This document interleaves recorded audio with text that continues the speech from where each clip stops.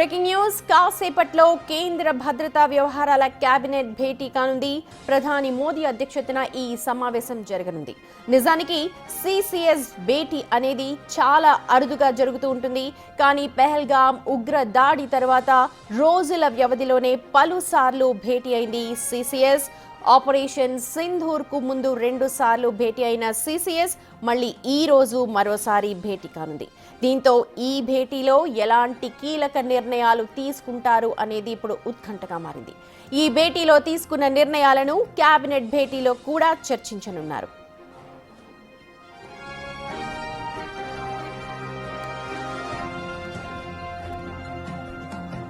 CCS meeting తర్వాత కేంద్ర cabinet భేటీ జరగనుంది. ఆపరేషన్ సింధూర్ తర్వాత తొలిసారి ఈ భేటీ అవుతోంది. అంతకు ముందు జరగడానికంటే చివరిసారి అంటే సిసిఎస్ కేబినెట్ భేటీ అయిన తర్వాత ఆపరేషన్ సింధూర్ స్టార్ట్ అయింది. ఈసారి కూడా అలాంటివి ఏమైనా సంచలన నిర్ణయాలు తీసుకుంటారా లేక జరిగిన విషయాలను అక్కడ చర్చిస్తారా అన్నది ఇంకా తేలాల్సి ఉంది.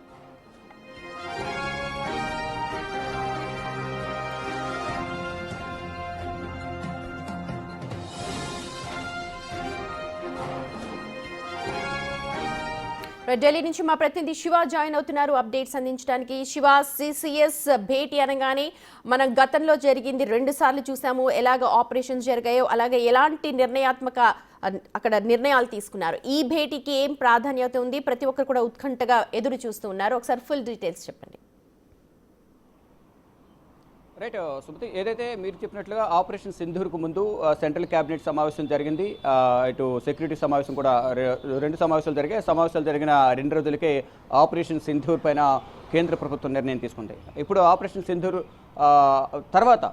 చేపట్టిన తర్వాత మళ్ళీ తొలిసారి సమావేశం జరగబోతుంది.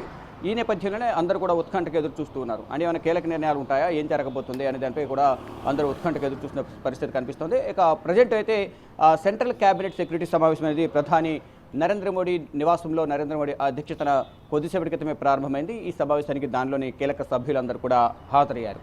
ఈ సమావేశంలో ప్రధానంగా అంటే ఆపరేషన్ సింధూర్ ముందు ఎలా ఉంది సిచ్యువేషన్, సింధూర్ చేపట్టిన తర్వాత ఎలా ఉంది, భవిష్యత్ కార్యాచరణ ఏంటి అనే అంశాలపై ప్రధానంగా ఈ సమావేశంలో చర్చించబోతున్నట్టు కూడా తెలుస్తోంది. అయితే ఏదైతే పెహల్గాం దాడి ఘటన జరిగిన తర్వాత 7వ తేదీన ఆపరేషన్ సింధూర్ చేపట్టి మొత్తం ఉగ్రవాద స్థావరాలపై దాడి చేయడం కానీ దానికి ప్రతిగా మరోవైపు పాకిస్తాన్ దాడి చేసిన నేపథ్యంలో ఇటు భారత్ కూడా దాడి చేసింది. ఇరువురి మధ్య ప్రతిదాడి తర్వాత కాల్పుల విరమణ ఒప్పందం అనేది ఒక నిర్ణయం తీసుకున్నారు. ఇటు అమెరికా జోక్యంతో ఇద్దరు కూడా ఒక తాటి మీదకి వచ్చి డీజీఎంఓల స్థాయిలో నిర్ణయాలు తీసుకున్నారు. మరోవైపు 12వ తేదీన సాయంత్రం 5 గంటలకు డీజీఎంఓల స్థాయిలో అంటే డైరెక్టర్ జనరల్ మిలిటరీ ఆపరేషన్ సంబంధించిన 2 దేశాలకు సంబంధించిన సైనిక అధికారులు సమావేశమై దాంట్లో ఇప్పుడు తాత్కాలికంగా ఎటువంటి కాల్పులకు తెగబడకూడదు, ఒకరిపై ఒకరు సీజ్ ఫైర్ నిబంధనలు ఉల్లంఘించకూడదు అనేది కూడా ప్రధానంగా ఒక నిర్ణయం తీసుకున్నారు. భవిష్యత్తులో కూడా ఎటువంటి నిర్ణయాలు తీసుకోవద్దు, కాల్పులకు సంబంధించి ఎటువంటి నిర్ణయాలు తీసుకోవద్దు అనేది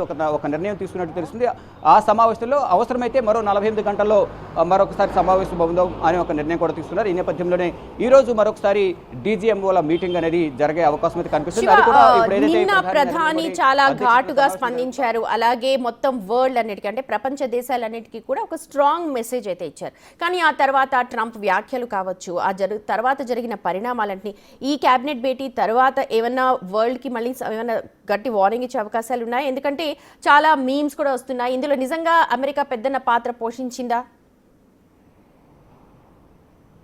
రైట్ సుమతి, ప్రధానంగా చూసుకుంటే ఏదైతే అమెరికా అయితే జోక్యం చేసుకుంది, మొదటైతే ఇది 2 దేశాలకు సంబంధించిన విషయం, మేము జోక్యం చేసుకోమని జేడీ వెన్స్ చెప్పారు. జేడీ వెన్స్ చెప్పిన తర్వాత మళ్ళీ ప్రధాని నరేంద్ర మోడీతో మార్క్ రూబియో ఏదైతే అమెరికాకు సంబంధించిన తాత్కాలిక భద్రతా సలహాదారు, అమెరికా కార్యదర్శి, ఆయనతో రాయబారం పంపించారు. మొదట విదేశాంగ శాఖ మంత్రి జైశంకర్తో మాట్లాడారు. ఆయన కేవలం మేము ఉగ్రవాద స్థావరాలను టార్గెట్గా చేసుకుని దాడి చేస్తున్నాం తప్ప వారు సైన్యం కానీ పాకిస్తాన్కి సంబంధించిన ఆస్తులు సామాన్య జనంపై ఎటువంటి దాడి చేయడం లేదు, వారే ఉగ్రవాదాన్ని ప్రేరేపిస్తున్నారు, పెంచి పోషించి భారత్పై దాడి చేశారనేది కూడా విదేశాంగ శాఖ మంత్రి తెలియజేశారు. తర్వాత అటు పాకిస్తాన్ ఆర్మీ చీఫ్ ఆసిఫ్ మునీర్ అహ్మద్ షాతో కూడా మాట్లాడిన తర్వాత ఇక్కడ భారత్ అనేది దాడులు ఎక్కువ చేస్తున్న నేపథ్యంలో అక్కడ దానికి సంబంధించి పాకిస్తాన్కి సంబంధించిన ఎయిర్ బేస్లు కానీ వైమానిక స్థావరాలను కూడా గట్టిగా దెబ్బతిన్న నేపథ్యంలోనే వారు కాళ్ళబేరానికి వచ్చారు. ఈ నేపథ్యంలోనే అమెరికాను ఇద్దరి మధ్య సయోధ్య కుదర్చమని అడిగినట్లుగా కూడా తెలుస్తుంది. దానిలో భాగంగానే అమెరికా జోక్యం చేసుకుని ఇటు ప్రధాని నరేంద్ర మోడీతోనూ ఇటు పాకిస్తాన్తోనూ మాట్లాడి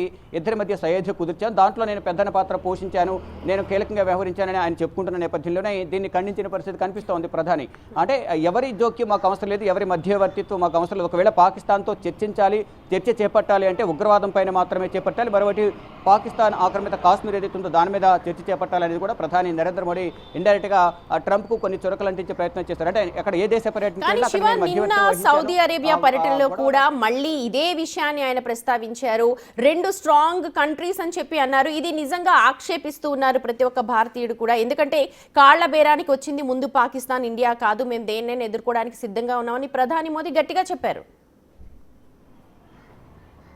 డెఫినెట్గా నిన్న ఏదైతే పంజాబ్ పర్యటనకు వెళ్ళే సందర్భంలో కానీ అంతకుముందు కూడా ప్రధాని ఒకటే చెప్తున్నారు, ఎవరి జోక్యం మాకు అవసరం లేదు, మాకు సింగిల్గా ఫైట్ చేయగల సత్తా మా దగ్గర ఉంది, మేడ్ ఇన్ ఇండియా ఆయుధాలన్నీ కూడా మా దగ్గర ఉన్నాయి, దాని ద్వారా మేము ఫైట్ చేయగలము, ఎవరో మాకు సహాయం చేయాల్సిన అవసరం లేదంటూ కూడా, ఎవరు ఉచిత సలహాలు ఇవ్వాల్సిన అవసరం లేదు, ఎవరి ప్రమేయం మాకు అవసరం లేదంటూ కూడా ఇండైరెక్ట్గా ఇటు ట్రంప్కు చురకలంటించే ప్రయత్నం చేశారు. మరోవైపు ఈ ఆపరేషన్ సింధూర్ ద్వారా మా సత్తా ఏంటో ప్రపంచానికి తెలిసిందంటూ కూడా మా సైన్యానికి మొత్తం భద్రతా బలగాలకు త్రివిధ దళాలకు నేను శాల్యూట్ చేస్తున్నాను, వారందరూ కూడా అభినందనలు చెప్తున్నారంటూ కూడా ప్రధాని నరేంద్ర మోడీ తెలియజేశారు. అంటే ఒకవైపు మొదట ప్రధానితో మాట్లాడి ఇదంతా కూడా సయోధ్య కుదిర్చారని అమెరికా అధ్యక్షుడు తెలిపారు. మళ్ళీ తర్వాత మీరు చెప్పినట్టుగా ఇటు సౌదీ అరేబియాలో వెళ్ళిన సందర్భంలో కూడా అక్కడ కూడా ఆయన పేర్లు ప్రస్తావించినప్పటికీ కూడా రెండు స్ట్రాంగ్ దేశాల మధ్య సయోధ్య కుదిర్చారని చెప్తున్నారు. అంటే అదంతా కూడా అందరూ ఖండిస్తున్నారు, ఎవరి ప్రమేయం అవసరం లేదు, మనం సింగిల్గా మనం హ్యాండిల్ చేసుకోవచ్చు అనేది కూడా ప్రతి భారతీయుడు కూడా మండిపడుతున్న పరిస్థితి కనిపిస్తుంది. ప్రధాని నరేంద్ర మోడీ కూడా అదే వ్యక్తం చేశారు.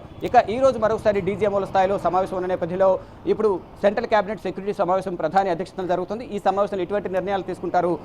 గతంలో ఏదైతే ఆపరేషన్ సింధూర్కు ముందు కూడా ఇదే సమావేశం జరిగింది, ఇప్పుడు సింధూర్ తర్వాత కూడా తొలి సమావేశం జరుగుతోంది.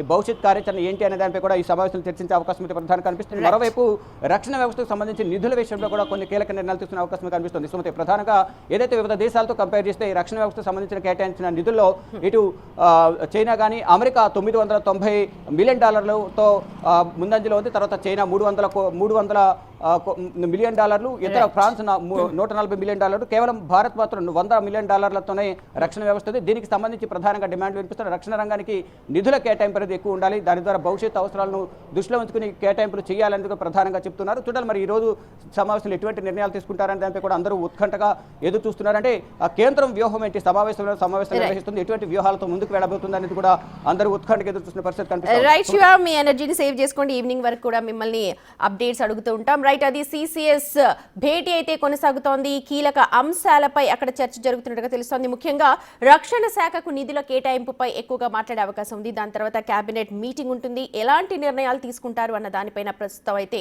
ఉత్కంఠగా ప్రతి ఒక్క